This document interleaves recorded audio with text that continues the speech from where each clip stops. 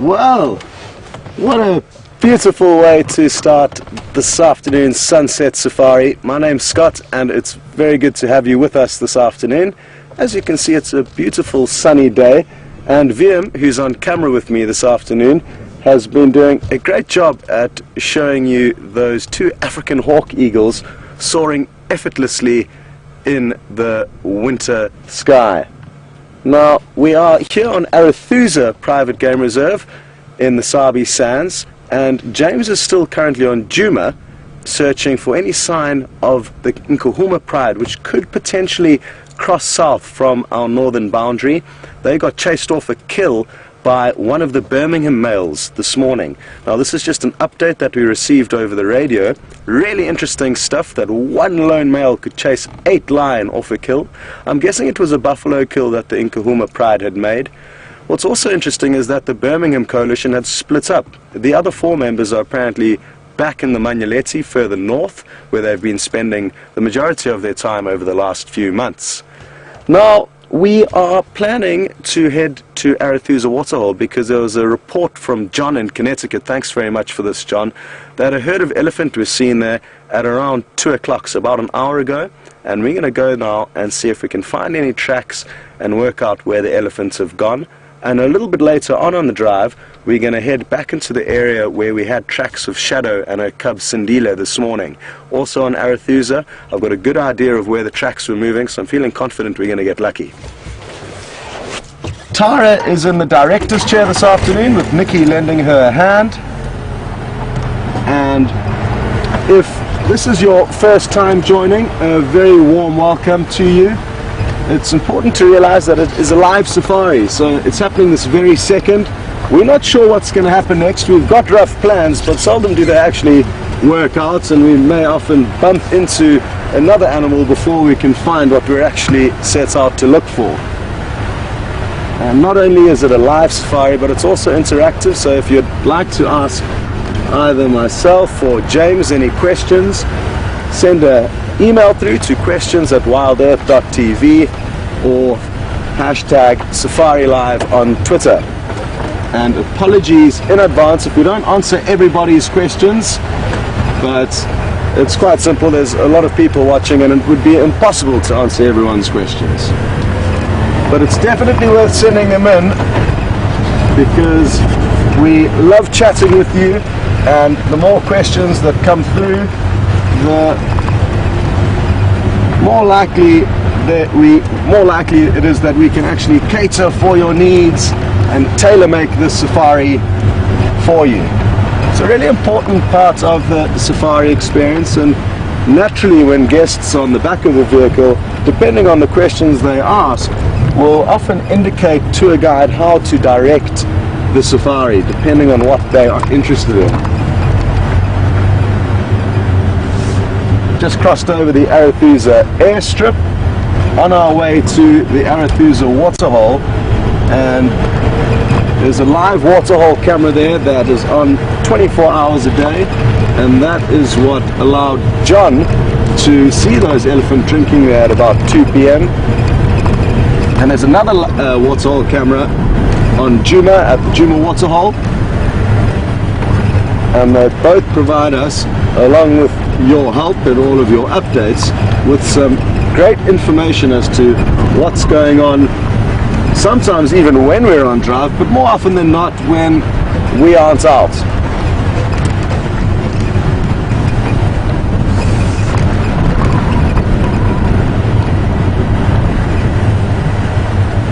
Okay, well, we're gonna continue searching for these elephants and take this opportunity to let James say hello and let you know exactly what he's been up to and exactly what his plans are.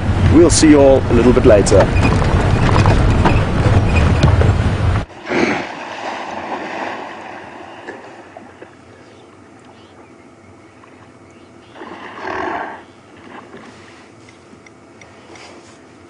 Hello everybody, welcome to Biffle's Hook Waterhole, where the famous bachelor of Biffle's Hook is giving us something of a display.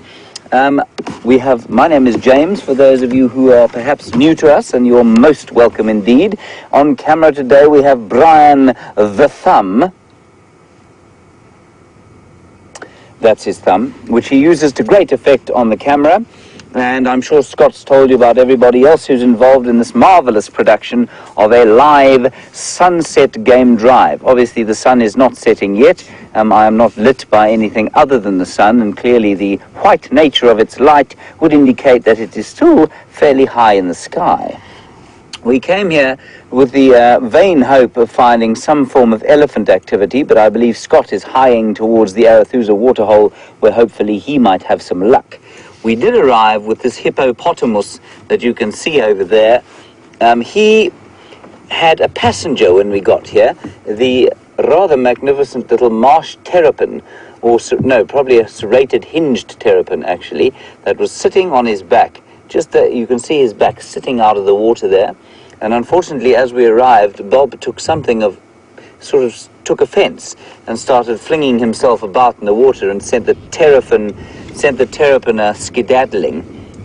And if you look slightly to the right of him, Brian, you can just see the terrapin starting to stick his head out of the water. If you keep going right from there, so he's more than slightly to the right, you might be able to see the terrapin's head sticking out of the water with just his little shell. And for those of you who don't know, a terrapin is basically a freshwater turtle that lives in, we get two kinds here, one that lives in these larger water bodies and the other that lives in puddles. And it goes into a state during this time of the year of estivation, which means that when everything dries out, it'll burrow into the mud and try and survive in the dry mud during the course of the winter season. And that's a different kind of, it's not hibernation, it's different from hibernation. And I'll show you a picture just now as to what they actually look like. So that's what's going on here at this waterhole. The ubiquitous white-breasted cormorant remains here, eating his fish and frogs. That's basically why he's living here. And life for him is pretty good at the moment, because the fish are having less and less water to swim in as the days go by. There he is. He's rather a magnificent fellow, and he's not common out here at all. So we're quite privileged to have him. And so his days are getting a little bit easier as the water dries and the fish find less and less to swim in. Water stress at the moment, of course, is a big issue in Africa, but especially as the winter months come. But I think there's sufficient water around here in the Sabi Sands, plenty of pumped dams and pumped water for just about everything to be able to survive. That said, we've had a very dry season, and come September and October, this place is going to look fairly desolate in comparison to what it looks like now, but it's always fascinating to see how the animals cope with the difficulties that they have to. I'm just going to find you a picture of a terrapin in this little book of mine, clearly in the reptile section with the tortoises. We don't get turtles. Every time I saw one of those terrapins with guests from the States, they'd say, "Oh, a turtle!" And I don't know if you get terrapins in the New World at all. But different from a turtle, well, out here we call a turtle something that lives in the sea, and a terrapin something that lives in the fresh water. So there, Brian, is the serrated hinged terrapin, and he was sitting on the top of the hippopotamus. Remarkable little thing. Now they're quite sweet, but until you try and pick them up, and after which they start to stink. Apparently the stink of a terrapin is something to behold. I have yet to try and pick one up, and I don't think that I shall. Anyway, that's what's going on here. You can hear Bob frolicking about as he goes about his daily business. It's a nice warm day. It's probably about 27 degrees out, which is 78 degrees Fahrenheit, if I'm not mistaken. And Bob is enjoying the coolth of the water, but we found him here this morning, of course, when it was pretty chilly, probably about 10 degrees. And that's where he was also this morning after a night of grazing out just beyond here. He'll have to venture further and further away from the water as the dry season progresses. Okay, so our plan from here, the Nkahuma Pride, in case you are wondering, was in fact north of the boundary this morning.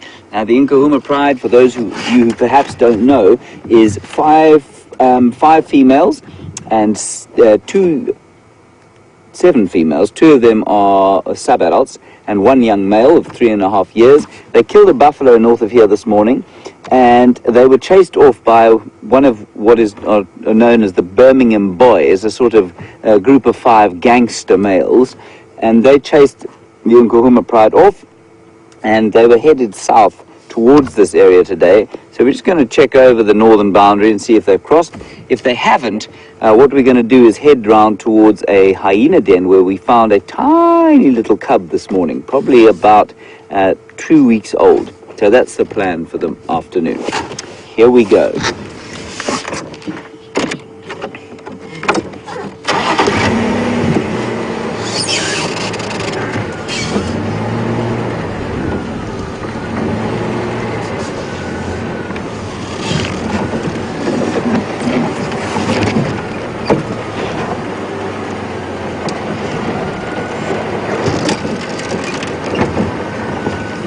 Apparently there's some dispute over as to which lion actually chased the Nkahuma Pride off. There's a group called the Lions of Swabi Sands that said it was the Styx male. My information from the rangers who were there this morning said it was one of the Birmingham males. But that male, the male who did chase the Nkahumas off, apparently did leave quite quickly on hearing some other males calling from the north, so may well have been part of the Styx coalition. That's quite interesting. Thanks very much for that, Rob.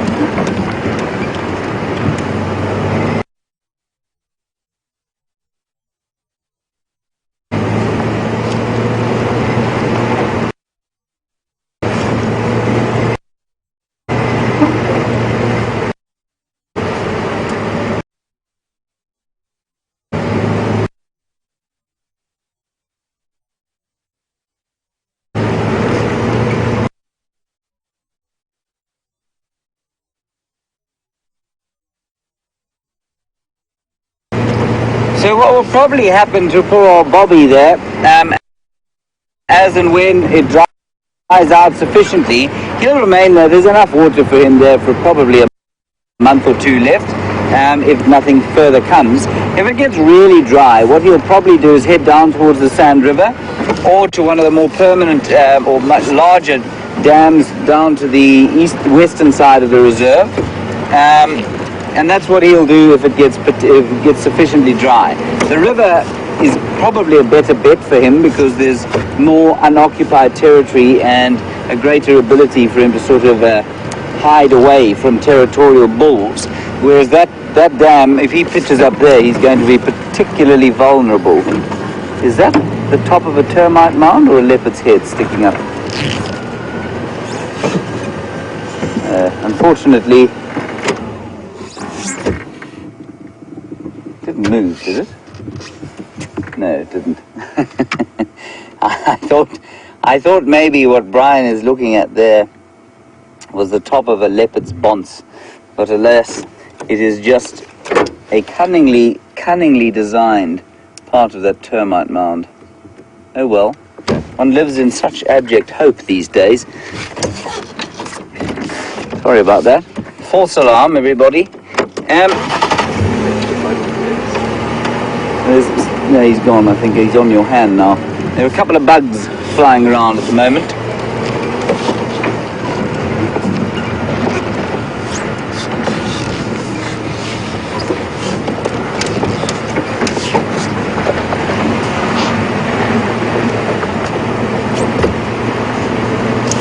Right, so lovely update from Ginny on Twitter. Thank you very much. You do get freshwater turtles in the New World. Ginny's in Canada. Thanks very much for that, Ginny. Do you call them terrapins or do you call them turtles?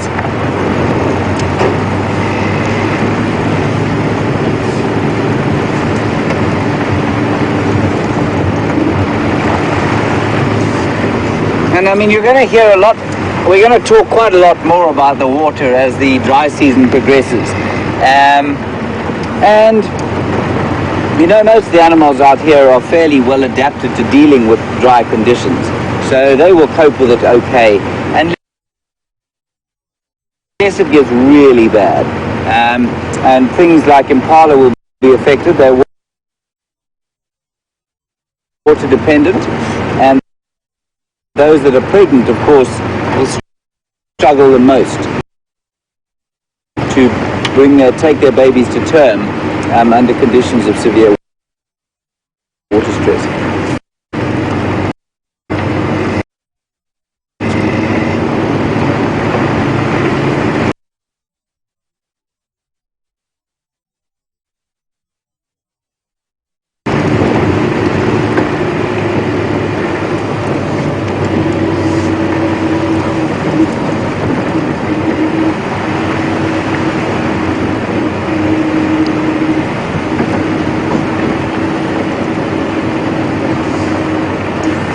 And then another chelonid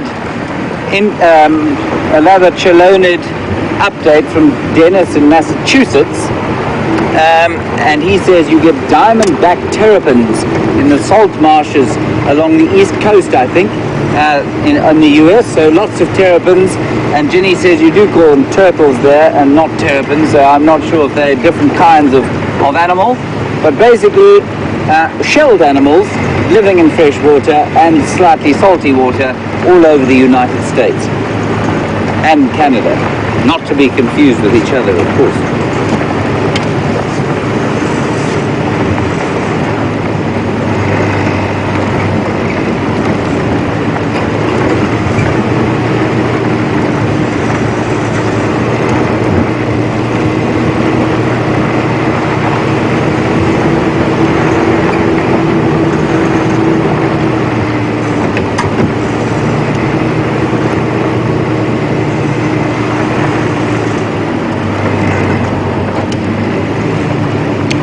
As we go up the top of the ridge crest here, Brian, maybe we can just pan gently as we drive.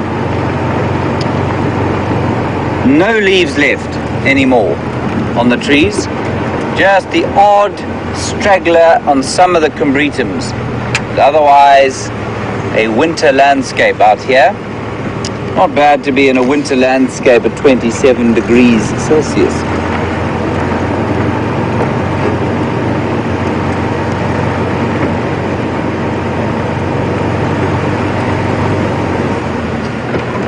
Winter landscape in which all the animals appear to be in very skillful hiding.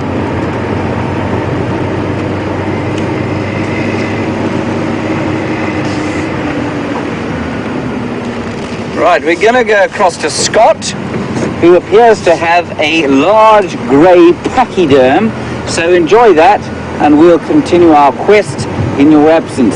See you just now.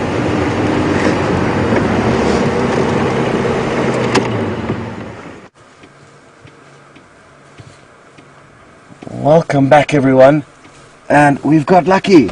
Look who's crossing the road in front of us.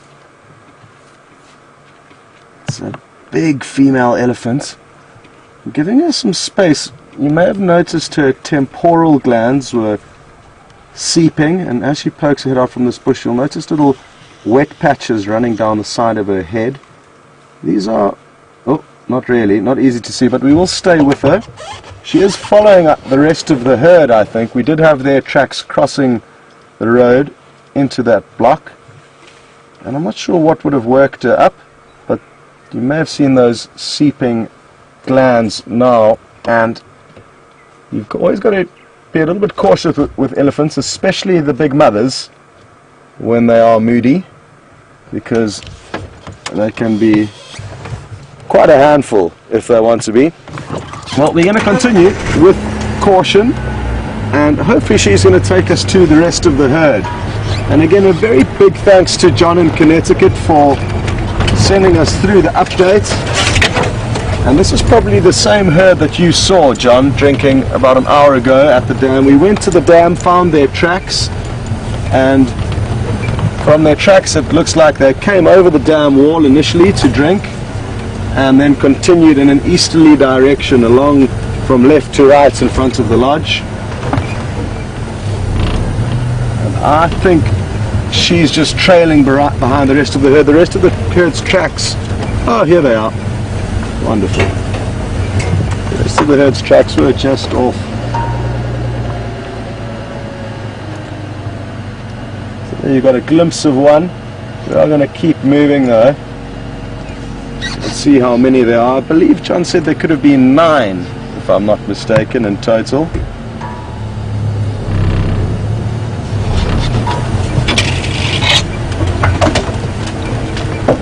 And that update came from the Zoomies, so thank you very, very much for those updates.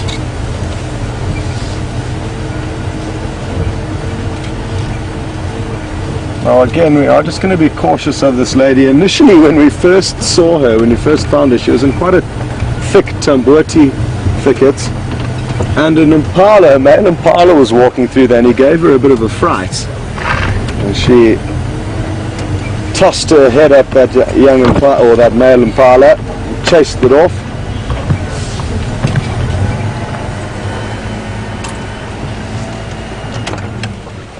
Wonderful. Well, not a bad start to the afternoon. We've got lucky and found our first target, which was this smallish herd of elephants.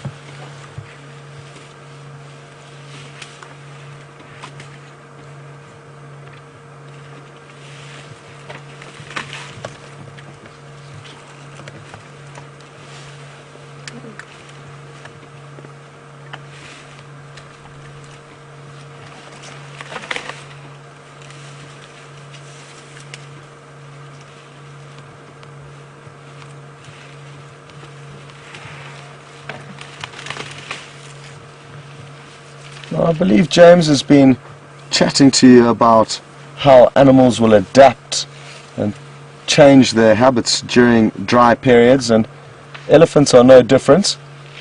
They really do like water though, and if they are in the vicinity of water, they'll try and drink daily. However, it is important to notice that elephants that do live in deserts in Namibia can go for days without drinking. So it's more of a luxury than a necessity, but it certainly will alter their behavior even here in the Sabi Sands, where there's relatively plentiful water. There's not nearly as much as the summer. Their diet will also change greatly, and because there's less lush grass to feed on and less leaves, they'll be doing a lot of feeding on bark and roots.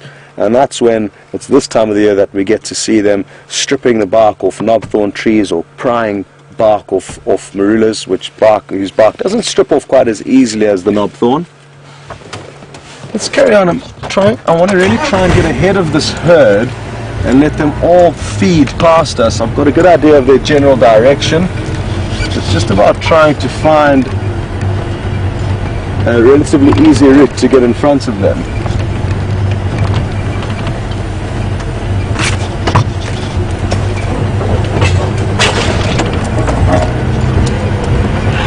Oh, that sounded good. You may have heard that trumpet. And I can see a relatively small calf there. I wonder what the elephant was trumpeting at. Maybe they found a leopard for us. Or maybe it's just a dispute between family members.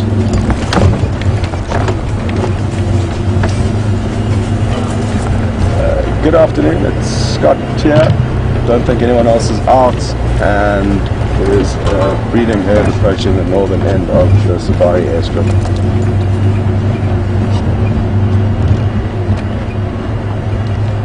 Avondlof.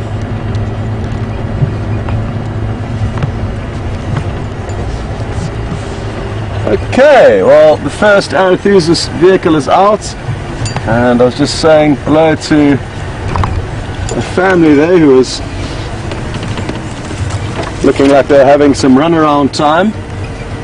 And the safest place to run around out here in the bush is the large open clearings.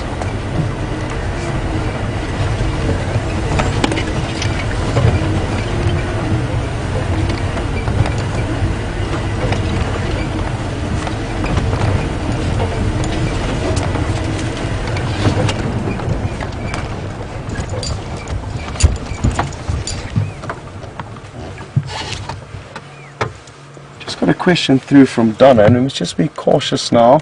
There's two mothers with their two youngsters, and like I say, you've only got to be cautious with elephants. It's quite easy to read their body behavior when they don't want you around, but they seem peaceful now.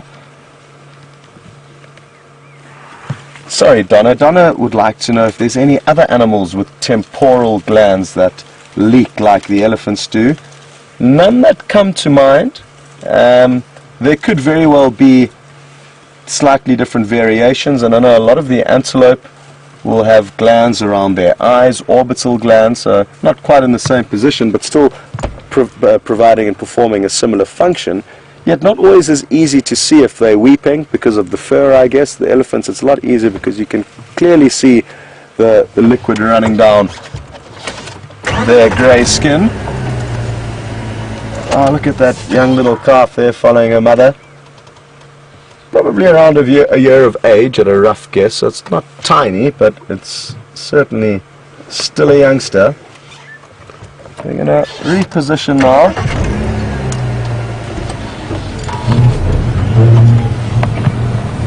And there's more than I thought. Maybe this is a slightly different herd, or maybe it is just 9 of them that I'm losing track of as we go. But I'm going to do a big loop around now. I can see a lot of them in the... They keep beating us around the corner where we need to go. So hold on as I try and find a new route for us.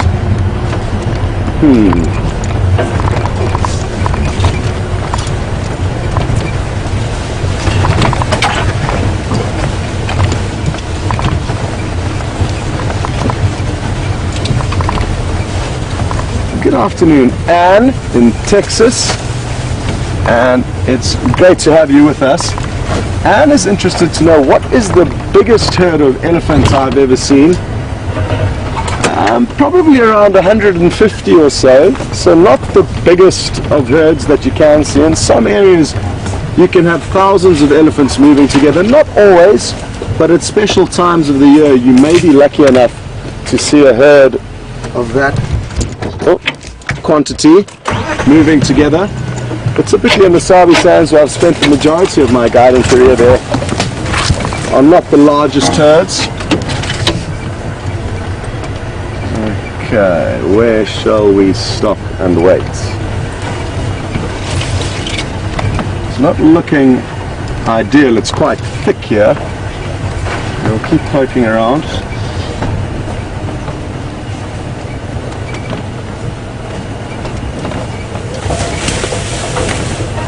Interesting question now from Dennis, and Dennis is interested to know at what time of year would it be more likely to see large herds of elephants. And for me I would guess that it's typically more in times of droughts where animals are forced to concentrate in any given area, maybe around water or head to an area for feeding. So I think it's at the drier times of year that you'll see larger herds concentrating. I can hear some branches breaking, and it sounds like we're in the right place. So elephants are still coming towards us. We're just going to have to wait a moment or two. But yeah, good question, Dennis. I guess a lot will depend on the specific ecosystem you're looking at. And in certain ecosystems throughout the year, you'll get large herds.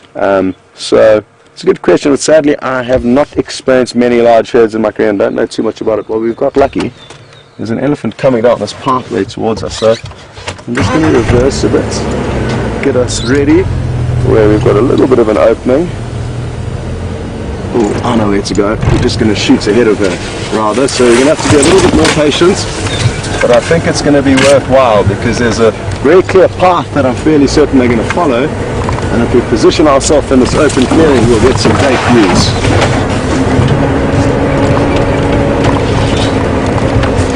It's always a bit of a gamble predicting what they're going to do, but I think it's worth it in this instance.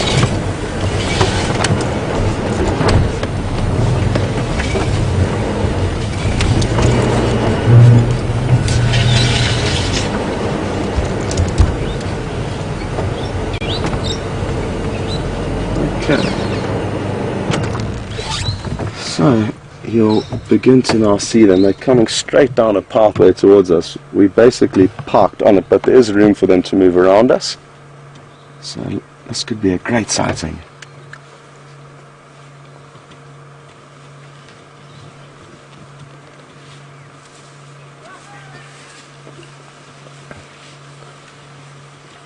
Hello Ginny, and what a great question you've sent through.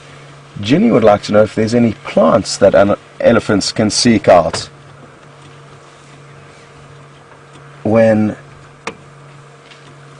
they are in times of drought or battling to find water.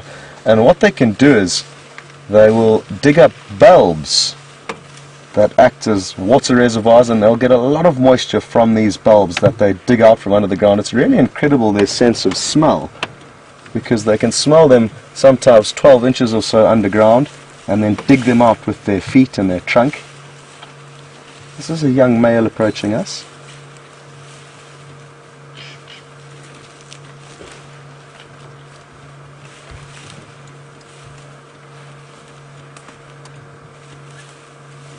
It looks like the rest of the herd may have veered off slightly, but let's wait and see what happens.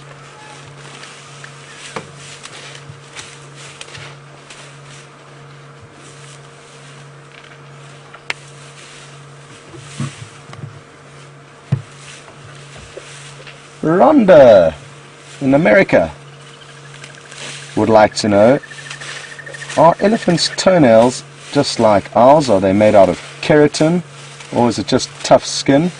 And no, Rhonda, it is indeed keratin. It's going to be difficult to show you, but VM can try as the elephant's about to pop out into some short grass. Let's watch closely, and you might have to get a screen grab as it lifts up its foot. But let's look closely, and as it picks up its feet, we may be able to see those toenails. They sit vertically on the front of the foot, and you don't actually ever notice them in the tracks. There's no evidence of them in their footprints, unlike that of rhino and hippo. Oh, I think I may have got a glimpse of toenail there, but it was quick. But you may have seen a little sheen. And we're going to continue watching because it's about to pop into a shorter grassed area, and I'm confident we will therefore be able to put the elephant's toenail myth to rest. Look at how incredible that trunk is. There's 180,000 different muscle fascicles within that trunk. There the toenails! Perfect. And that's what allows the elephants to twist and contort and retract and project that trunk in so many different ways. It's also what makes it difficult for young elephant to get the hang of. It's a complex tool. I wonder if his left tusk broke off, or he simply was born without one. I'm guessing it possibly snapped off. And he's just a few meters from us now. We're really lucky here. You may notice the rest of the herd moving past in the background, but not easy to see as they are moving in the shadows. As VM zooms in, you'll get an idea of how close we are. And what wonderful detail you can see when the animals decide to come up to you. That was what was useful about this situation, is that we could position ourselves in front of them and give them the opportunity to either walk past us or move in a different direction. So they had the option, and thankfully a lot of the herd now has followed suit and they're all coming into picture.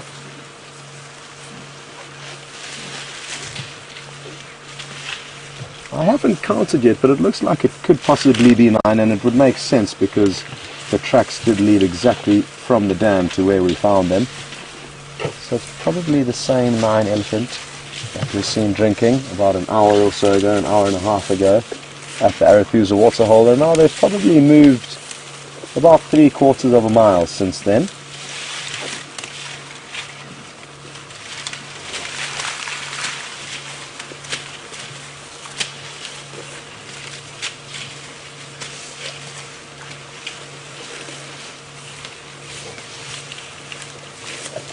It's a very still afternoon. Okay folks, we've got great news. We're going to have to send you off to James. Enjoy. We'll see you later.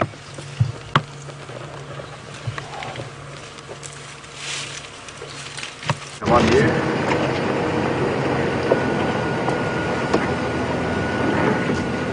Hello everybody, welcome back to Jiga, and thank you to all of you geniuses for finding him, this wonderful leopard for us, big male.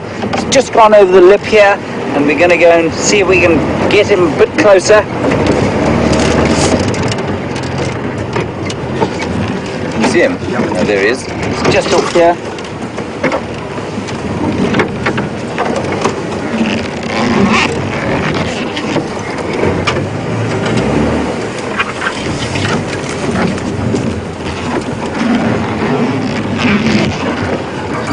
Isn't that spectacular?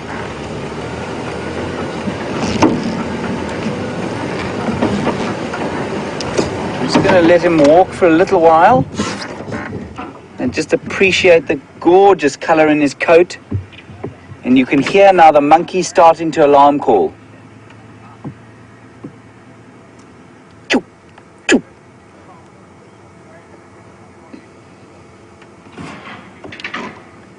Right, we'll just go a little bit closer now. Well done for all of you clever people who managed to spot him and find him, better than Brian and I did all of today.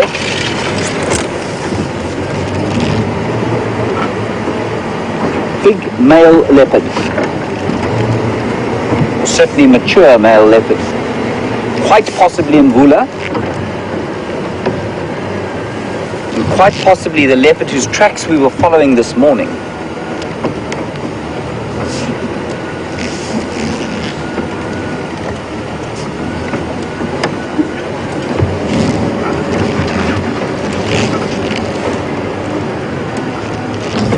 There's a wonderful face.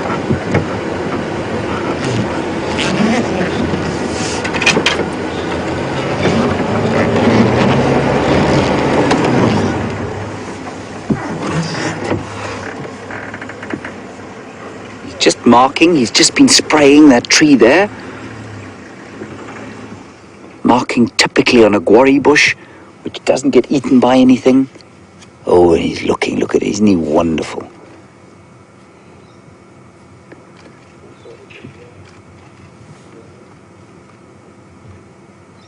Ah, broad daylight, look at that beautiful coat.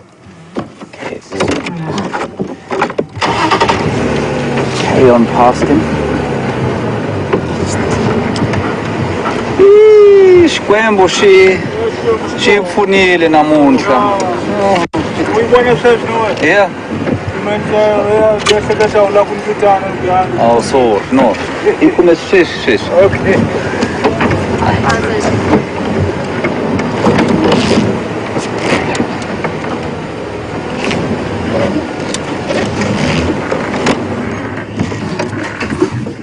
I think he's about to do something extremely inelegant. And while it may be inelegant to us, of course, it's highly important for their territorial markings. Thank you for that. Delightful demonstration.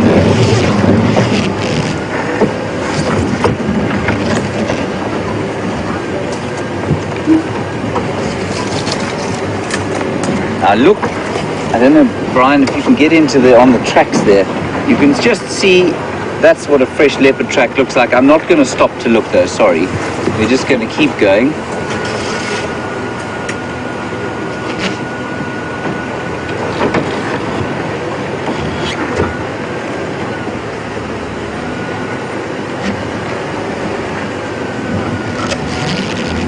very leisurely loping walk there, marking his territory, leaving his tracks. And that little rather unpleasant indiscretion was part of marking his territory, of course.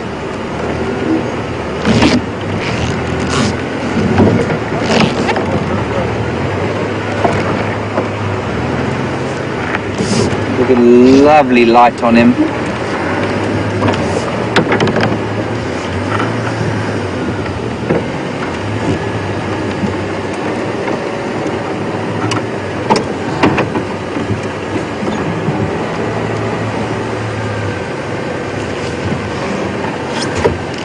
Hello, Trent.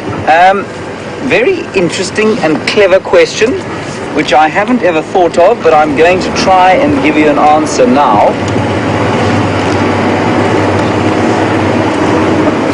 Sorry, Brian.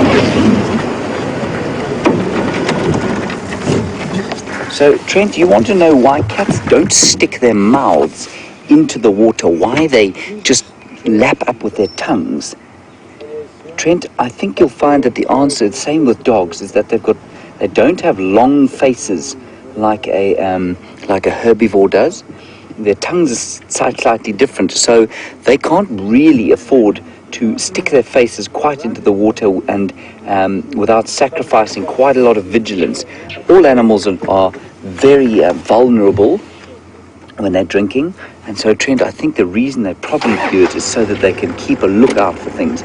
They also have slightly different shaped mouths, of course, and probably they don't have the lip control that some of the other animals do, which would allow them, of course, to hold water in the mouth. Dangenala. Okay.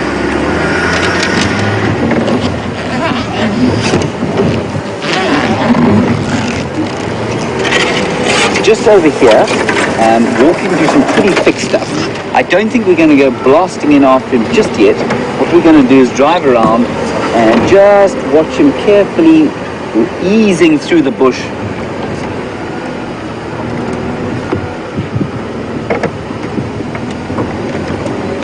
So I'm pretty sure we're following Mvula, and that's what most of you'd seem to think as well. And the interesting thing, of course, about Mvula is that he's a 10-year-old male, and if you look at him carefully as he walks past here, Brian, we'll get him coming past here now, I think. I'm not going to push over these stumps. Is that if you look at below his jaw, look at underneath his jawline there, this is an adult male 10-year-old leopard. He's not particularly large. I mean, he's not small, but he's not terribly large. That dewlap underneath his jaw is quite small for a 10-year-old leopard, so it's quite nice if you just see him flash past, and you don't get to look at his eye, which is a bit damaged. You can see that it probably is the leopard we called Mvula, and for our new viewers, Mvula is the territorial male in this particular area. He's got a very wide and large territory, and he's one of my favorites because he's not very big. But he's managed to dominate an area for quite some time.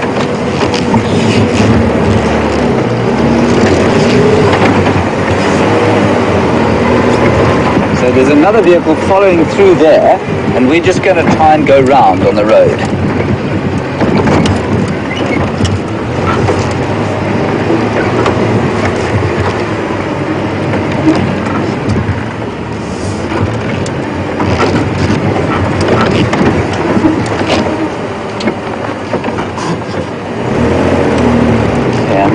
Carefully, it's often not a great idea to go blasting in after them. So we'll just wait for the chap who's in there to tell us where he's going.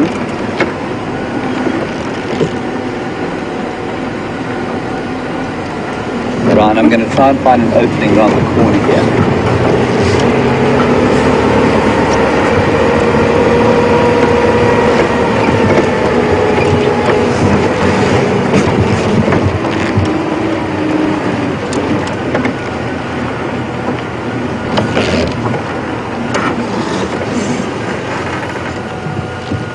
We're just going to wait here for 1 second and just make sure he doesn't... No, that's not him.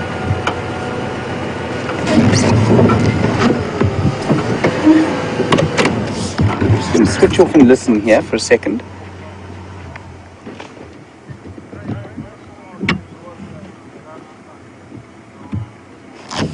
There he comes, Brian, can you see him? You can just hear a bird calling, a grey, grow-away bird. As he stuck his head out of that bush, he went pop. Oh, isn't that magnificent?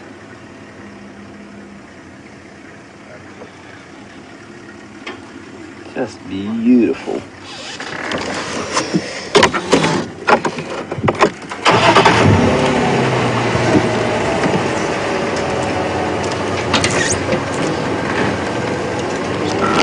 You need to share the sighting, of course.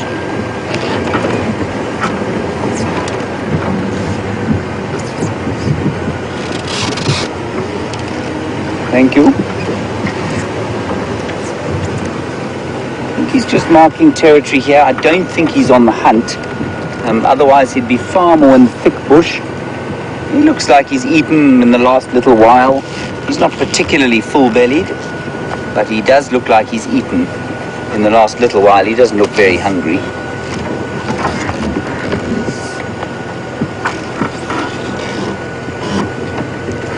Now he's running. See, he's been spotted here. He's been spotted by a nyala or a kudu, and he started running as soon as he was spotted.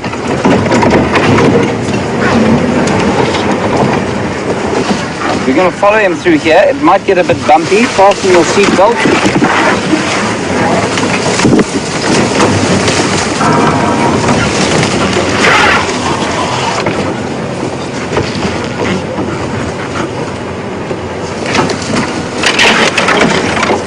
The other male that we see quite often, thanks Nigel for this update, was seen yesterday. He's now running. He's running at something. He's chasing. He found it. There was a kudu through here. I just saw the flash of its white. Still running through here. He's not walking. So they're very opportunistic hunters. He's just walked up through there like that. So they will hunt if they can. Definitely having a jog. Here he goes. He's on the run. It's like chasing a wild dog. Hold on tight. Sorry about the speed, everyone, but these leopards will disappear in seconds. Shout there, Brian.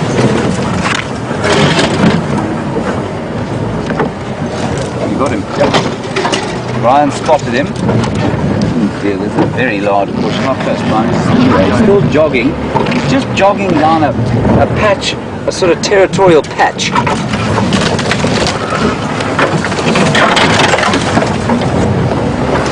There's something else going on here.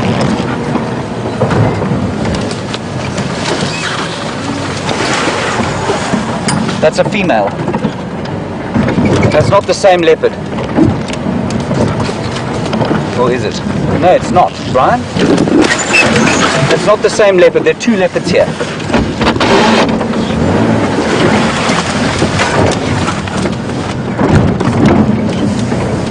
One is following the other, I think. Unless I've gone mad. That's definitely a female.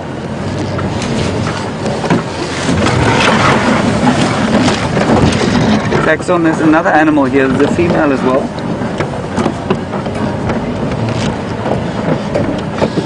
Look. Have I gone mad? Brian? No, that's the male. Sorry, I'm talking nonsense, everybody. Maybe a little male. I just thought I saw two flashes.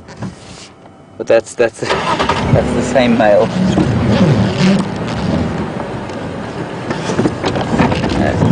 Sorry everyone, I lost my mind there a little bit. I just don't know why he's walking like this. There's something going on. Is it the same one?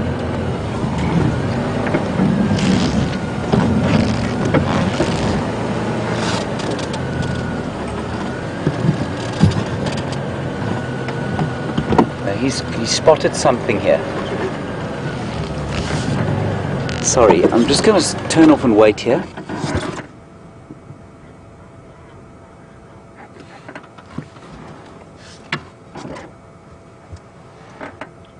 No, that's the same one we've been looking at. But I don't know what he's doing here. He came running, charging through here. It's extremely unusual behavior. And I thought I saw the flash of another one, but I may be just going mad. Quite possible.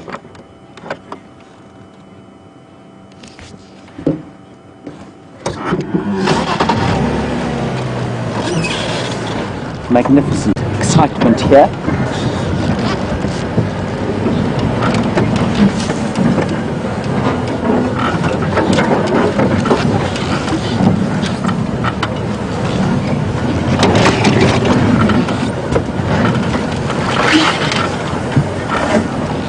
He spotted something going on here.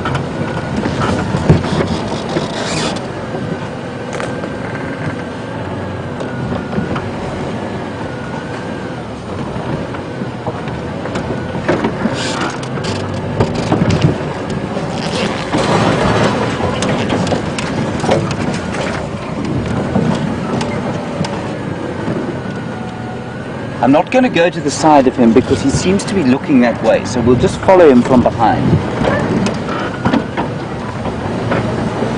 Starting to jog again. Now Karula's tracks, who's a female, adult female, her tracks were seen in this area this afternoon. That's why I drew that slightly wild conclusion.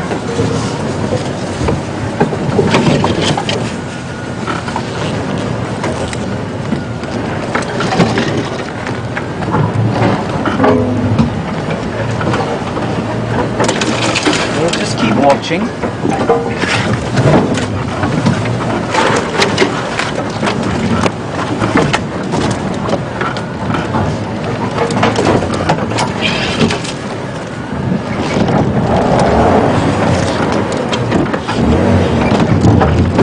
Hello Lisa, and I'm sure there are many people wanting to know this.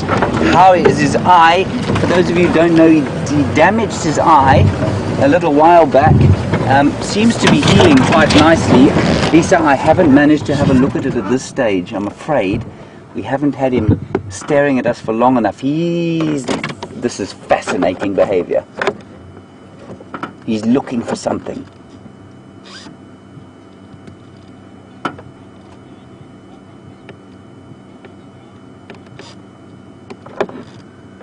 Right, carry on. Lisa, as soon as I can see, I will. He's really just behaving in a most unusual fashion. Sorry about that, Brian. Yeah, I can still see him over there.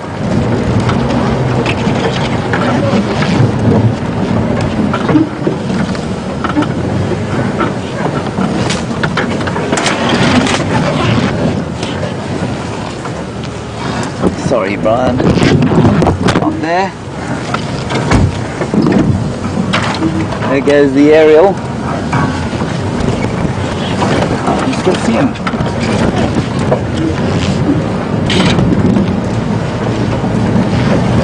He went off up here somewhere.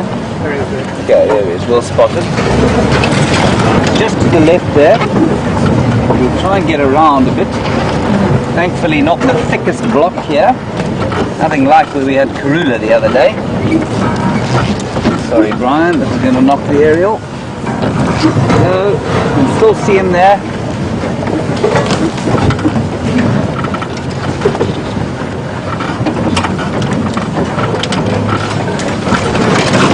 So when I say fascinating behavior, what I mean is, when we normally see them, they are either hunting, which is a very slow stalk, or they're, just wait here, he's coming past the front, or they're marking territory with just a very deliberate move along a set path where they spray and mark.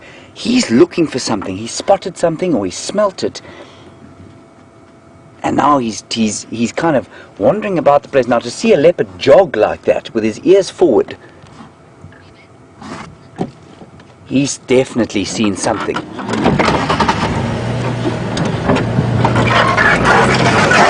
there's a speculation from the Twitterverse that he may have seen or smelled another male, and that's absolutely possible. Could also be an estrus female. Could also be a kill. Now, going at some speed for a leopard that's not actually chasing something. Remember, these cats are just like your house cats and will not expend any more energy than they absolutely have to.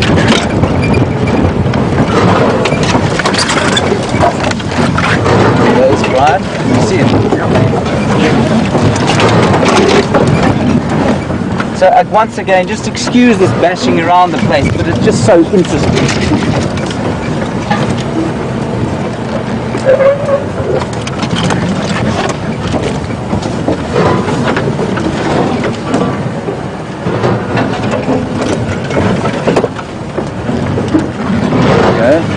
Now the bush is getting very thick in here.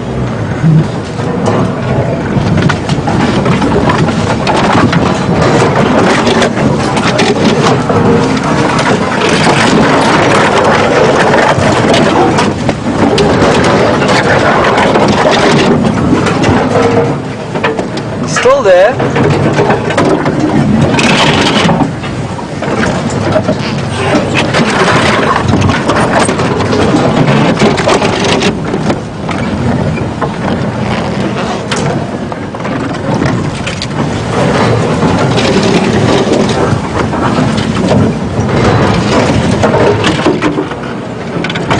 Can you still see him?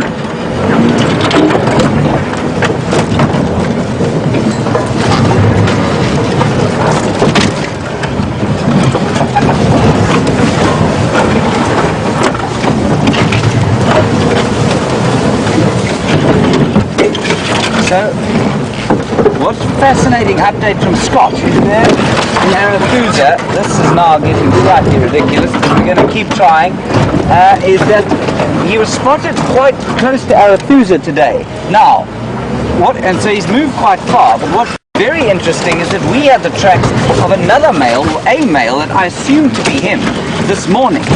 And I wonder, that was completely the other side of the reserve, and I wonder if he isn't following up on maybe the scent of that male that was heading this direction. He's still through there. Now everybody, this is going to get pretty noisy. Ryan, hold on. I'm not sure that I can make poor little Jiga get through here, but I'm going to do my best.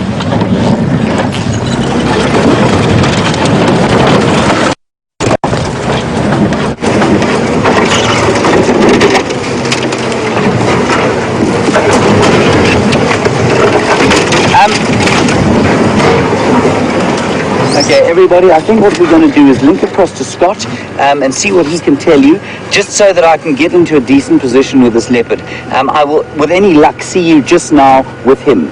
Okay, see you later.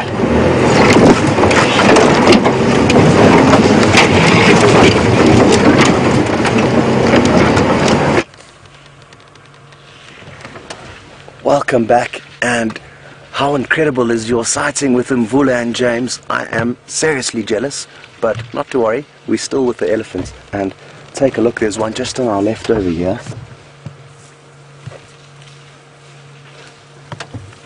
And I think there's more than the initial herd that was seen at the Arathusa waterhole. They could have combined, as there's a lot more elephant moving through this general area, but it's very thick.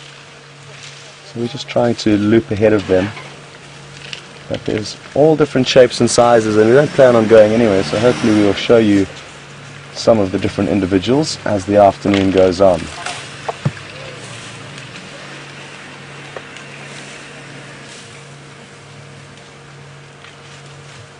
It's still quite warm, so the elephants are moving quite slowly.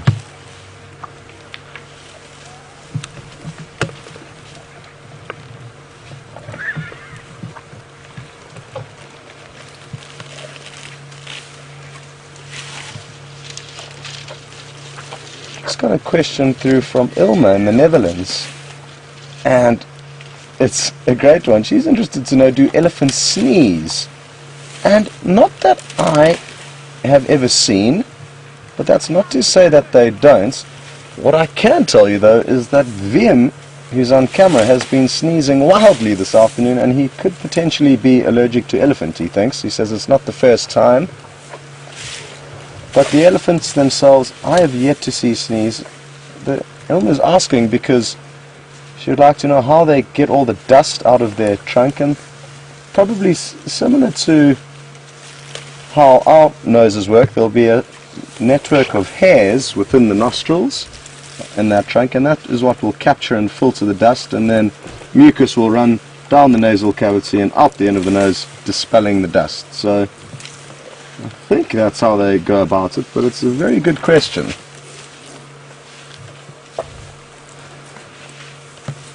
For now, there's a lot of elephants around us, but they're all almost perfectly positioned behind bushes.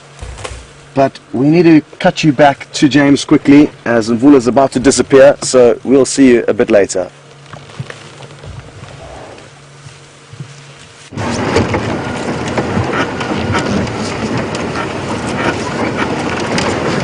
Hello everybody, welcome back. You can see the magnificent leopard walking in front of us here. He's going due north. We've got through that thick area. He seems to have calmed down a little bit, but he's still looking very interested in something. He's quite close to our northern boundary now, so I hope he's not going to cross.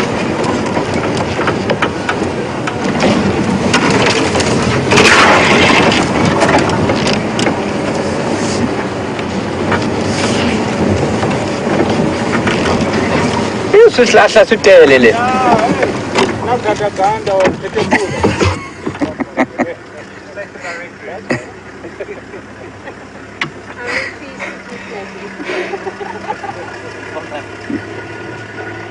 So everybody, you can hear there that other game drive, and what Taxon said to me there in Shamban was, you need a tractor, not a Land Rover. Okay, we're just going to go across here. He is going to cross the northern boundary, I think, I'm afraid. Sorry about that.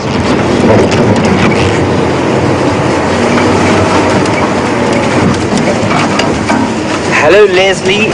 Very good question. Excellent question. And I'm going to answer it for you just as soon as I can see him again. Have you got him? There he is. Okay, he's heading slightly south. Leslie, if he was on the hunt, there's no ways I would be driving like this. But I can tell from his behavior that he isn't on the hunt. If he was on the hunt, he'd be way down low in the thick bush, and we'd be driving extremely carefully behind him, and we'd probably actually lose him because he'd go down low and disappear through the thick bush. It's something we have to be very careful of, though, Leslie, especially at night. We're particularly careful about how we drive around them, and if they are on the hunt at night, for example, we'll switch all the lights off and then just try and listen to what's going on. Okay. Brian, I'm going to try and get around the front of them now.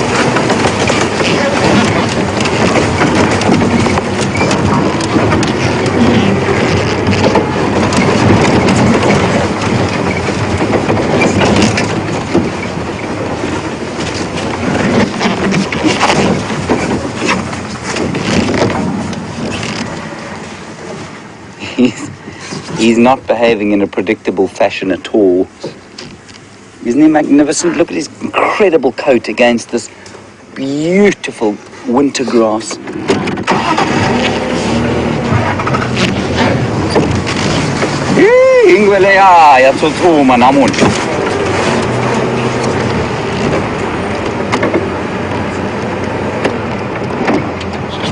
There he is.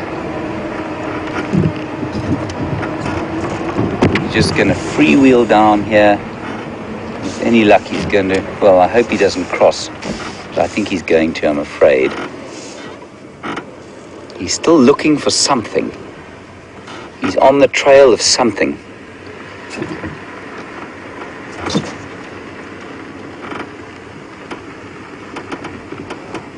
Fortunately, I think he's going to go across the boundary. Follow him down the road. So this is the northern boundary where you first met us.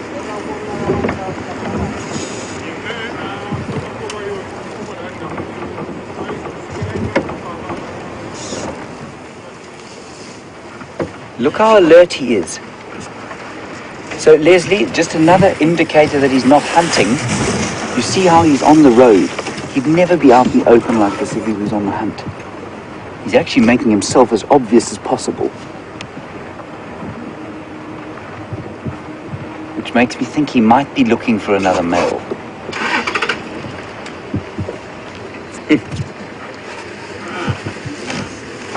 Come on, Jigger. Freewheel away.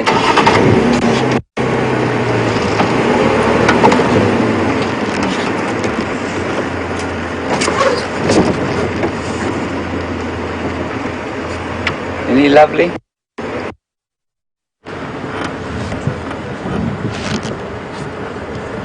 Now he's going back into Djuma. That is great news indeed.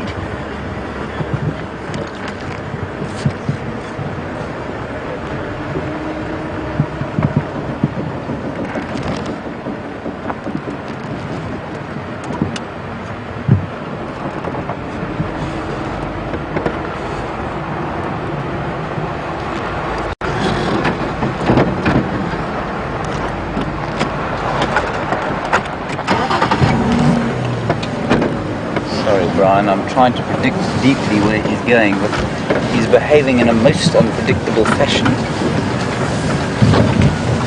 He's done an about turn. Sorry, Brian. Watch out for that Cumbritum calinum bush.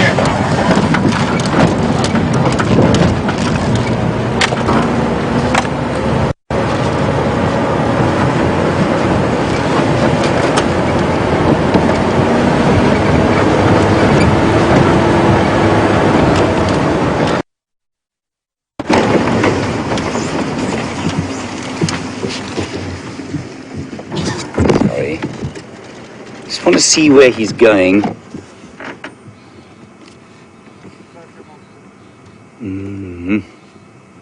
He's definitely smelling something there on the road.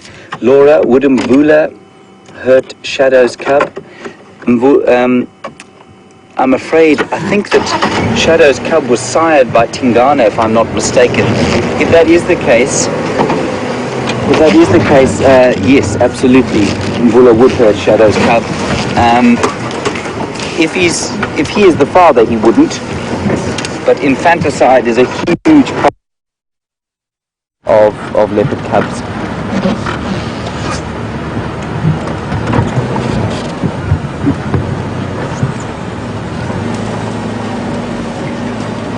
And it's one of the reasons we think that the female leopards mate with as many males as possible sometimes. I'm just going to wait here.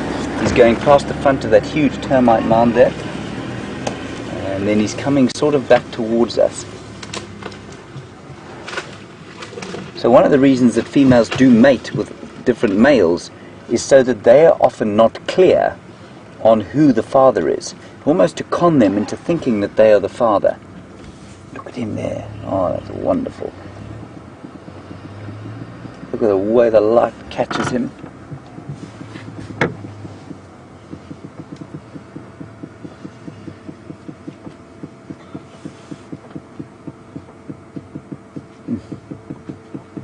Marvelous. Brian is now contorting himself into an incredible shape to be able to film that. His spine is basically operating like an owl's. Okay, turn him round so you can get another picture. He's going to come across the road, right?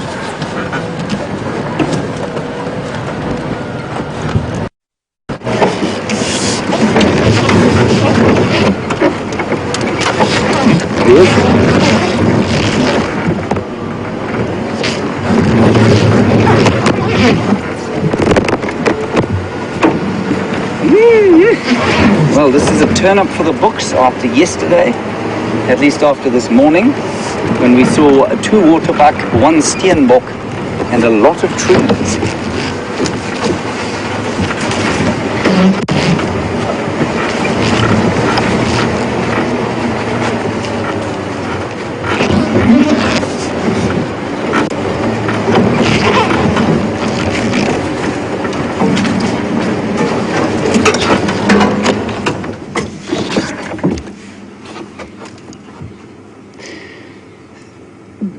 Very wonderful question. Yet again, I'm amazed by the incredible quality of these questions that we get. You want to know, would he be contact calling if he was looking for a female, basically, and perhaps silent like he is now if he was looking for a male? Diane, possibly. I've never seen a male contact call to a female before. I've seen females do it to males, but I haven't seen males do it to the females. It's normally the females that seek the males out rather than the other way around. But that's a great supposition. It's possible, yeah.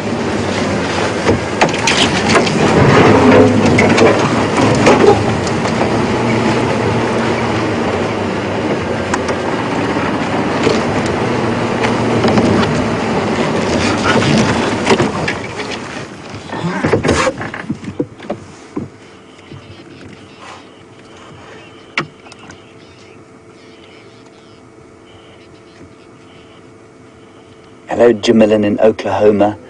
You want to know if he could simply be patrolling his territory. Jamilin, no, not at this speed. You know, normally what they do is they walk very slowly and they'll mark territory as they go. He's now marking. But to run like that and then smell the ground and run again and smell the ground and run again, it's highly unusual. Unless he's picked up the scent of another leopard. I think it's more than likely another male, just because he is marking every so often. Fortunately, he is now crossing the boundary, but maybe he'll come back like he did earlier. Oh, look at his colors, just disappearing. I'm afraid he's heading north.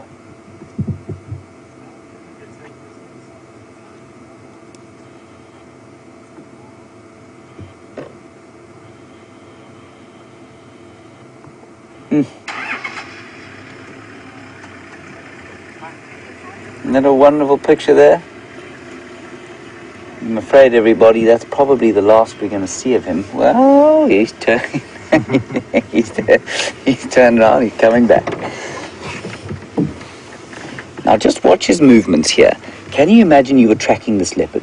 How impossible it would be. He's now walking basically directly onto the tracks that he came on. Whatever he's looking for is around here somewhere.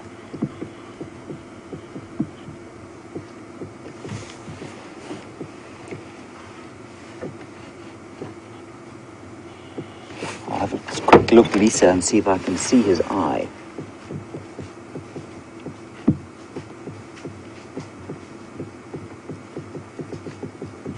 I don't see any damage on the eye, Lisa. I suspect it's getting much better. I'm going to move now. Sorry, Brian. He's just so close behind us now. He's only about, look, that's the vehicle that you can see there. He's only about, I don't know, 10 feet maybe. Here he comes, this side. I'm not going to move. Just here next to him.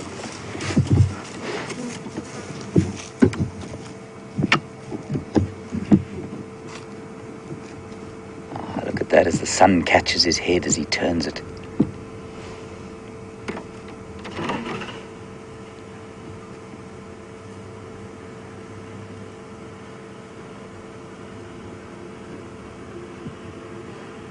A more magnificent animal than that is very difficult to conceive of.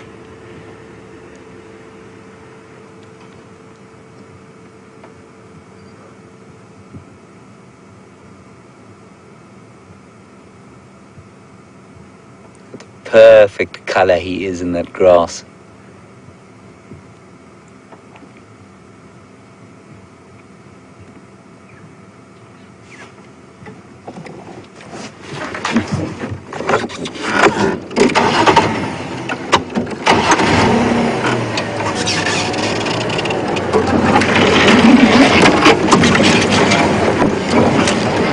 Hello, Dave.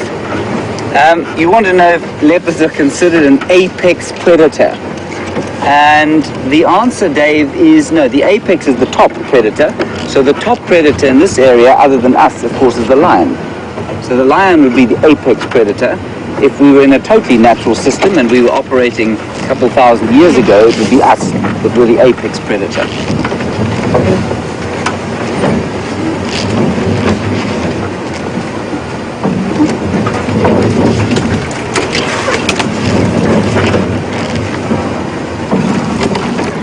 Sorry, Brian, let me knock your head off there.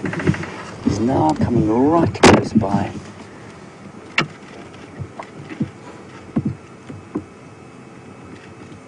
You can just see everybody struggling to predict where he's going to go next. Shlavayin.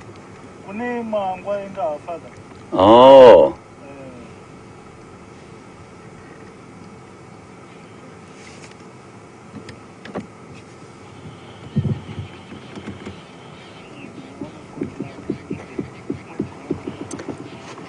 Lynn, hello in Michigan. Where am I right now trying to predict where he's going? I am basically on the northern boundary at Junction Gowrie Cut Line, if that means anything to you. Interestingly, Taxon, who's the other ranger I've just spoken to, says there is a dead zebra just north of here. It might be that he's following up. It mustn't be underestimated that leopards will scavenge if they can, and it's quite possible that he's got a whiff on the air of some sort of kill. In fact, the last time we saw Mvula, he was stealing a kill from Karula. So maybe he's on the hunt for that. He's catching it on the wind every so often. The wind is coming from the northwest at the moment. I can't follow him in there, I'm afraid.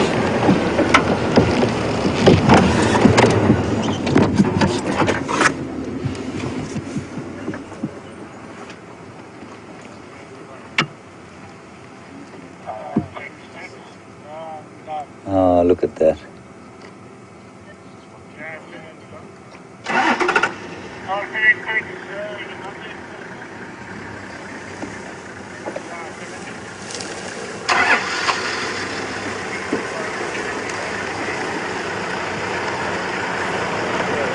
There he goes. He's going into Biffle's Hook, where we, I'm afraid, cannot go. But he, of course, luckily for him, can. So, I think what we'll do is probably head out just now. I'm just going to stand by here for a little while longer and see what he does. Shfambil. Kuna mangwala. Shifil and John. Okay. All right, so I'm just following up there again, and I said to the guy said he's definitely following the scent of the dead zebra, and I said, how did the zebra die? And he said they don't know. It's a little disturbing, but we'll try and get some information later on. Was that not just a very special sighting indeed? Wow. Thank you, Brian. Thank you, James. I must just tell you that the grin on Brian's face is quite something. In fact, it's reflecting the sun so blindingly that I can barely look at the lens. Right, on we go from here. And we'll plot our next move as we go.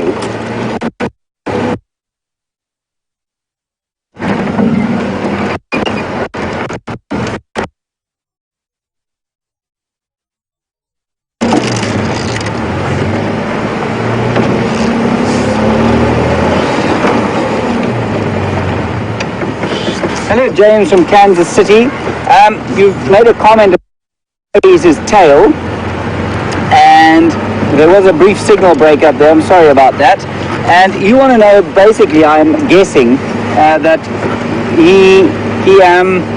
he's got the way he carries his tail. So he will stick his tail up like that in the air, especially if he's not hunting, and he twists that little white bit up to the top, and it's while he carries it a bit like shadow, it's not necessarily hereditary at all. All leopards will do it. All leopards at various times will give their presence away. They stick the tail up like that, and often the birds go quiet, sometimes the squirrels go quiet, sometimes it doesn't work, but all leopards will try it every so often. Marvelous, marvelous sighting.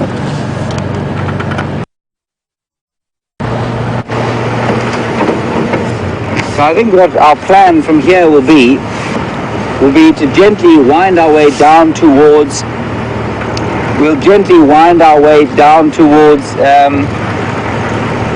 towards the hyena den. Apparently our signal is very bad here, so I'm just going to stop for a while and see if it doesn't settle. And I think from here we're going to wind our way down gently towards that hyena den, where we saw a little baby, probably about 10 days to 2 weeks old today, which is quite exciting. Just standing by here to make sure that the signal is stabilizing.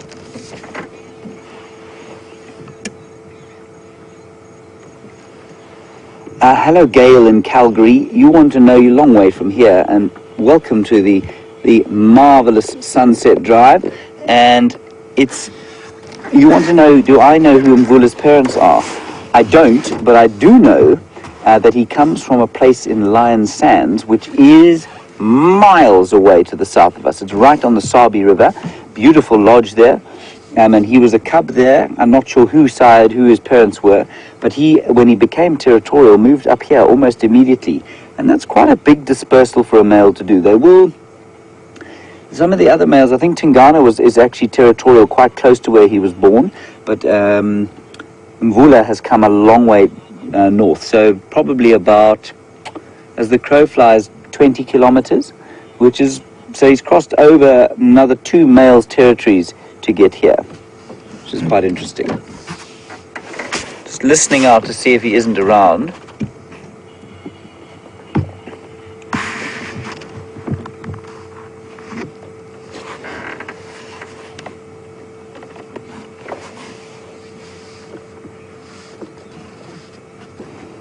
Hello, Dennis from Massachusetts. A nice question on why leopards might call. So they make that sawing call, that which is much louder than I've just done it now. They don't do that unless they're marking territory. So he's not trying to advertise his presence because he's not marking his territory. If he was, or if he was perhaps ended up in someone else's territory, then he would indeed be calling. But he's not calling now because he's not marking territory.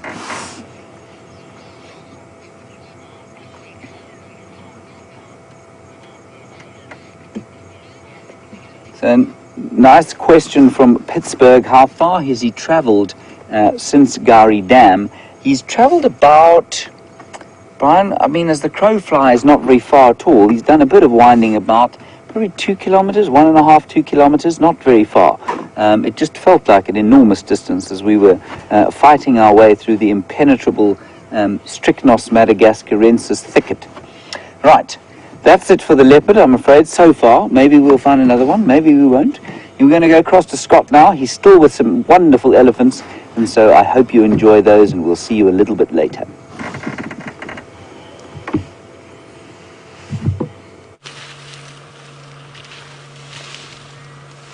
Well, what an afternoon you've had with James and Mvula. It's a pity he's crossed north into Buffalo's Hook, but great that you got to see him on the move in the daylight. What an absolute awesome sighting to have. And that's the beauty of it, is that now you've come straight across to the same herd of elephants. We haven't left them and we haven't moved too far with them. They're feeding very slowly, but take a closer look.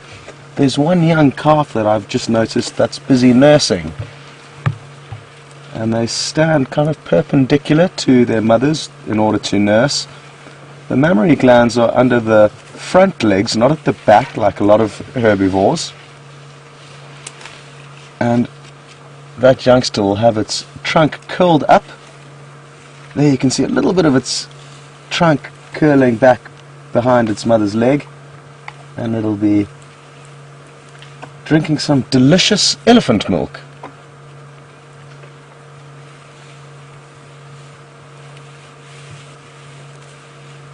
There's a little trunk, you may have seen it flop down to the side there, so it gets in the way a little bit when it comes to nursing. Baby elephants will rely on their mothers for almost not their whole lives, but if it's a female, which this one isn't, it's a young bull, he will stay by her side for up to about 4 years, 4.5 years, and it's typically every 4 years, 3 to 4 years, that elephants will give birth. After a 22-month gestation period, this youngster's probably just over a year of age at a guess. But they become incredibly close to their parents. A young bull would probably only leave the herd when he's around 10 years old or 12 years old, but that will vary. And his drink time is over, and it's a beautiful big cow, his mother.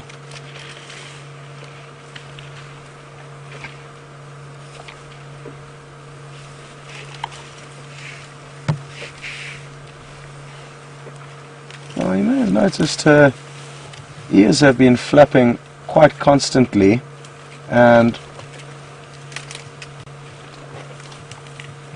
she does this to cool down. It's still quite a warm afternoon, even though it is winter. It hasn't been very windy today. Up until literally this second, the wind's just picked up, and I feel a cool breeze running over me. But it's a fairly warm afternoon, and they'll pump liters and liters of blood through their ears through a network of large veins and arteries. And this is how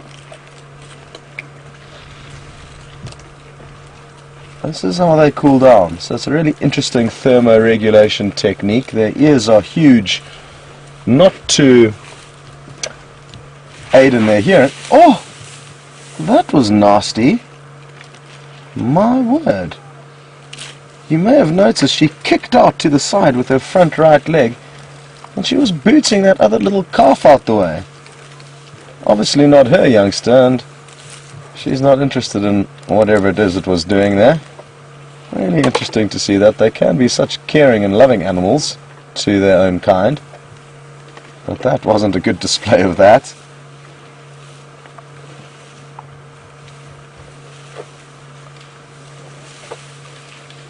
The reason why they have these massive ears to keep cool is that they need to feed on massive amounts of food every day.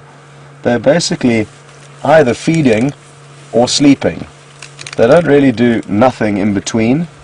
They always, as they move along, they're always constantly feeding, and they need to acquire about 4% of their entire body mass, which for a cow of this size would probably be around 100 kilograms a day, or 200 pounds, and that's a big pile of vegetation.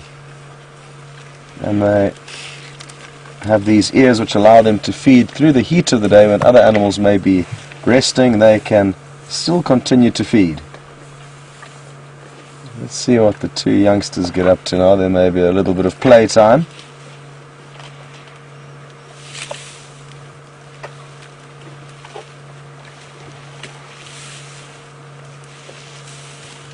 Are they going to perform for us? I'm not too sure.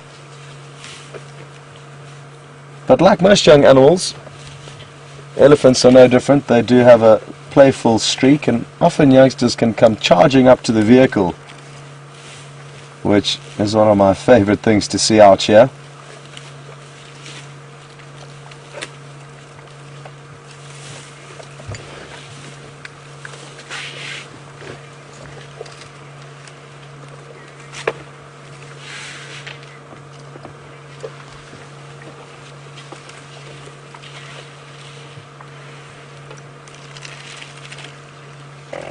Okay, well, we've just got an interesting update from Sharon in Columbus, and that sound of flatulence you may have just heard wasn't VM, neither myself. It was an elephant nearby. And Sharon in Columbus said she's watched some YouTube videos of baby elephants sneezing and actually giving themselves a fright. Earlier on I had a question asking whether or not I have seen elephants sneezing before, and I actually haven't as far as I can remember. But thanks so much, Sharon, for sending that info through to us, and I look forward to the day when we get to share an elephant sneezing on Safari Live with you. This was the culprit who flatulated shortly a few minutes ago.